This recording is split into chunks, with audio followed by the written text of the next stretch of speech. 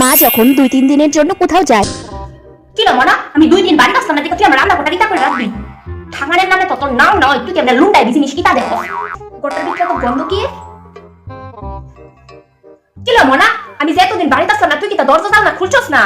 তাড়াতাড়ি জানলাটা খুলে দে, তুই তাড়াতাড়ি জানলাটা খুলে দে। গোটার ভিতরে কি গন্ধ, তোর কিতা না ভিতরে গন্ধ লাগে না লো? কি রে মনা, বাদের টেনের ভিতরে ইন্দুর মায়া ফুটে দিছে, তোর কিতা খবর নাই কোনো? হাই কর্ম, আমি কি মায়া ফালতাছি গো, কি মায়া ফালতাছি আমি? উঠান ঝাড়ুটা কো, উঠান ঝাড়ুটা দিখাইতাছি না আমি।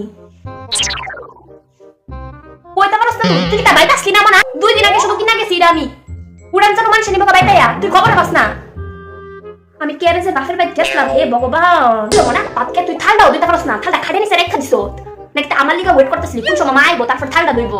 নে থালদা দিয়ে আমার কপালও দুইটা বাড়ি দে তুই। কি রে মনা, বৃহস্পতিবারে তুই লক্ষ্মী ঠাকুরের ঘরটা বদলাইছ না? বলে কতবার কইছি সকাল সকাল সান্না করে পূজা দিয়ালা, সকাল সকাল সান্না করে পূজা দিয়ালা।